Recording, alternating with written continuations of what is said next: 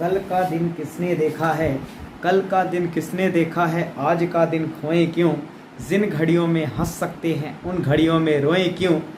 Sir जब जागने से सपने पूरे होते हैं तो फिर बेवजह सोएं क्यों, फिर बेवजह सोएं क्यों। दोस्तों आप सभी का स्वागत है दिल से दिल तक की इस क्लास में।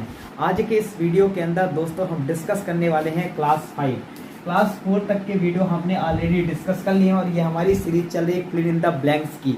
तो आज की इस क्लास के अंदर हम क्लास 5 डिस्कस करेंगे, जहां पर हम कॉन्सेप्ट को समझकर कॉन्सेप्ट को अप्लाई करते हुए कुछ प्रैक्टिस क्वेश्चंस को सॉल्व करेंगे। यदि आप चैनल पर नए हैं तो फटाफट से चैनल को सब्सक्राइब कीजिए, वीडियो को लाइक कीजिए और इस वीडियो को मैक्सिमम फ्रेंड्स तक शेयर कीजिए। ठीक है, इन सभी का कोई भी चार्ज नहीं है, तीनों ही चीज़ों का कोई चार्ज नहीं है, कोई कॉस्ट नहीं है। अब देखिए एक एक कॉन्सेप्ट को समझकर अपनी नोटबुक में नोट करिएगा और जैसा कि आपको पता है हमारी क्लास के अंदर अपनी कॉपी, अपना पेन और अपना दिमाग तीनों चीज़ों के साथ बैठेगा। इसके बाद कहानी को शुरू करते हैं।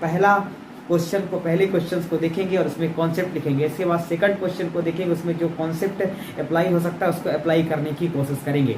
तो चलिए शुरू करते हैं बिना किसी देरी के। पहले क्वेश्चन की तरफ से देखिए, how dash students are present today. 3 option है, एनी, मेनी और मच।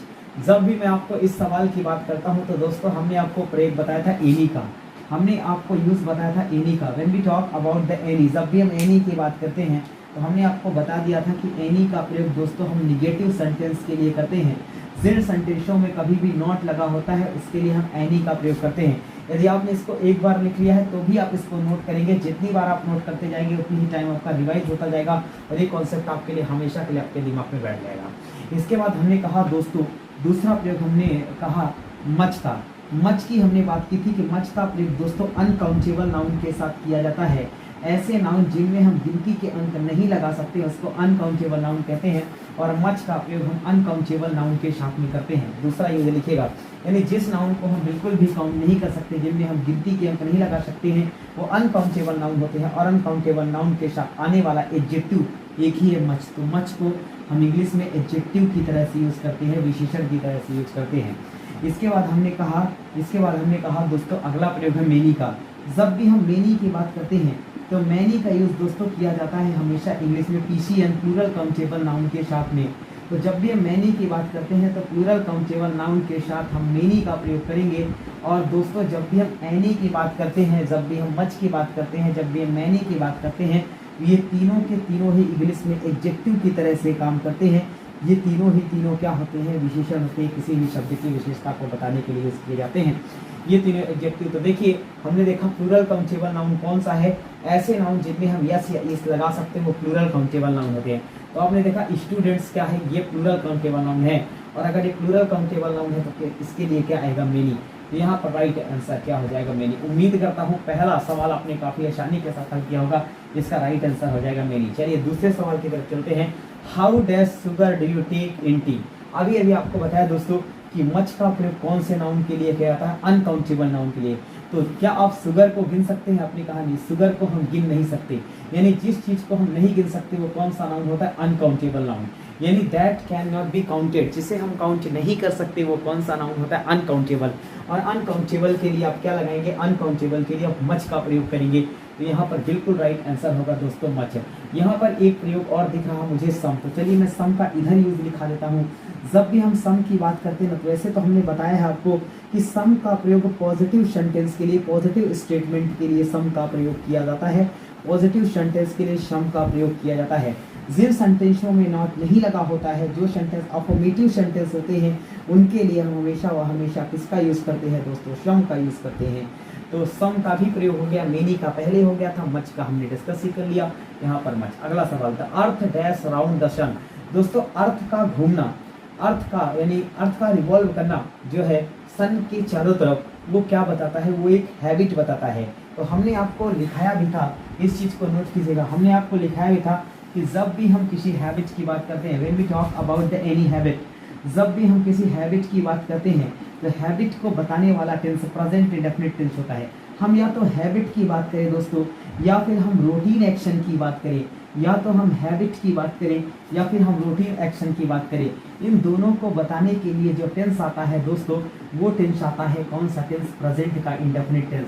तो जब भी हम हैबिट की बात करें या फिर हम रूटीन एक्शन की बात करें तो इन दोनों को बताने वाला टेंस कहलाता है present indefinite tense. Present indefinite tense एक ऐसा टेंस होता है जो हैबिट को बताता है या फिर रूटीन एक्शन को बताने का काम करता है। तो ये दोनों कौन से टेंस होते हैं? Present indefinite. और प्रेजेंट इंडेफिनिट की जब भी हम बात करते हैं ना, तो प्रेजेंट इंडेफिनिट में अगर हम बात करें ही की, हम बात करें शी की, हम बात करें इट की, हम बात करें नेम की, तो इनके साथ आपको यस या ईएस का यूज़ करना है। मेन वर्ब के साथ यस या ईएस का यूज़ करेंगे। लेकिन जब हम बात करते हैं वी की, जब हम बात करते हैं आई की, जब हम बात करते हैं यू की, और जब हम बात करते हैं दे की, या फिर हम बात करते हैं किसी भी प्लूरल नाउन की, तब हमेशा दोस्तों हमको मेन वर्ब के साथ कौन सी फॉर्म का यूज़ करना है? फर्स्ट फॉर्म का यूज़ करना है। तो आपने देखा कि जो अर्थ का सन के चारों तरफ रिवॉल्व करना है, घूमना है, डेफिनेटली ये क्या है? ये एक रूटीन एक्शन है। और रूटीन एक्शन को बताने वाला टेंस प्रेजेंट इंडेफिनिट। अब आप सब्जेक्ट चेक कीजिए, तो हमने सब्जेक्ट देखा द अर्थ है। तो द अर्थ क्या है? अपने आप में सिंगुलर सब्जेक्ट है। तो सिंगुलर सब्जेक्ट के साथ आप मेन वर्ब में कौन सी फॉर्म लगाते हैं? आप सिंगुलर सब्जेक्ट के साथ, ये इधर आप सिंगुलर भी लिख लीजिएगा, आप सिंगुलर सब्जेक्ट के साथ मेन वर्ब की यस या ईएस फॉर्म का यूज करते हैं। तो यहाँ पर आपने सही आंसर क्या लिखा? Moves, the earth moves around the sun. एक और बात बता रहा हूँ, दुनिया में जितने भी यूनिक ऑब्जेक्ट हैं, इस दुनिया में जितने भी यूनिक ऑब्जेक्ट हैं, अकेली वस्तुएं हैं, उनके साथ आपको आर्टिकल द का प्रयोग करना है।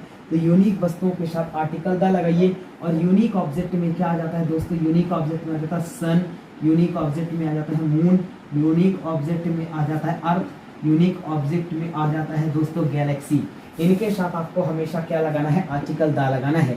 तो जितने भी यूनिक ऑब्जेक्ट हैं, ये इस दुनिया में जितने भी यूनिक ऑब्जेक्ट है, इसी चीज़ को आप एक और नाम से जान सकते हैं कि जितनी भी सेलेस्टियल बॉडी है, कॉन्सेप्ट नोट करते जाइए, जितनी भी सेलेस्टियल बॉडी है, सेलेस्टियल बॉडी का मतलब जितनी भी हेवनली बॉडी है, हेवनली बॉडी है, जितने भी हेवनली बॉडी है, घूमने वाली बॉडी, उनके साथ आप आर्टिकल द का प्रयोग करते हैं। चलिए इसके बाद नेक्स्ट सवाल पर चलते हैं, चौथे सवाल पे। ही ऑलवेज डैश ऑन टाइम। बहुत बढ़िया सवाल है। ही ऑलवेज, हमने आपको कल भी बताया था कि यदि किसी भी सेंटेंस में, सुनिएगा, यदि किसी भी सेंटेंस में दोस्तों आपको देखने को मिल जाए क्या? यदि किसी भी सेंटेंस में आपको देखने को मिल जाए ऑलवेज, नेवर, नेवर, आपको देखने को मिल जाए रेयरली, आपको देखने को मिल जाए बेयरली, ठीक है, आपको देखने को मिल जाए सेल्डम, तो ये सिर्फ और सिर्फ कौन सा टेंस होता है? प्रेजेंट इंडेफिनिट टेंस होता है। प्रेजेंट इंडेफिनिट टेंस होता है, याद रखिएगा। ये प्रेजेंट इंडेफिनिट टेंस है। कौन सा? क्योंकि ऑलवेज आया। और प्रेजेंट इंडेफिनिट में ही के साथ आपको क्या लगाना है? अभी बताया कि ही के साथ एस की एस लगाना है। तो यहाँ पर ही ऑलवेज कम्स हो जाएगा। अगला सवाल, dash Ganga is a sacred river. अब यहाँ पे देखिए, जितने भी दोस्तों रिवर हैं, जितने भी रिवर्स हैं, उन रिवर्स के साथ आपको आर्टिकल द लगाना है।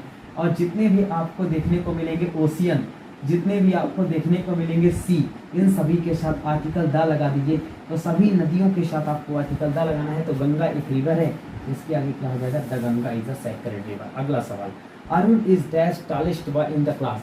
दोस्तों जब भी हम बात करते हैं, अगला कॉन्सेप्ट लिखिएगा, जब भी हम बात करते हैं सुपरलेटिव डिग्री की, सुपरलेटिव डिग्री ऐसी डिग्री होती है जो इसकी आप डेफिनेशन लिख दीजिए, denotes the highest quality. Superlative degree ऐसी डिग्री होती है जो हाईएस्ट क्वालिटी को बताती है, सबसे उच्च विशेषता को बताने का काम करती है। तो सुपरलेटिव डिग्री ऐसी डिग्री होती है जो हाईएस्ट क्वालिटी को शो करती है, उच्चतम क्वालिटी को शो करती है। सुपरलेटिव डिग्री ऐसी डिग्री होती है जिसके लास्ट में आपको EST देखने को मिलता है या IEST देखने को मिलता है। और देखिएगा दोस्तों, हमेशा व हमेशा आपको सुपरलेटिव डिग्री के पहले आर्टिकल द का प्रयोग करना है। ध्यान रखिए, कॉन्सेप्ट पेपर में पूछा जाता है सुपरलेटिव डिग्री के पहले द। आपने देखा टॉलेस्ट EST लास्ट में है, तो कौन सी डिग्री? सुपरलेटिव। और सुपरलेटिव डिग्री के पहले आर्टिकल द। ठीक है, आज हमने 6 सवाल हल किए हैं, बहुत अच्छे अच्छे कॉन्सेप्ट लिखे हैं। उम्मीद करता हूँ कि आपने इन कॉन्सेप्ट को एंजॉय करना है और साथ में चैनल को करना है सब्सक्राइब। तो मिलते हैं आपसे नेक्स्ट वीडियो में, तब तक अपना ख्याल रखिएगा। जय हिंद।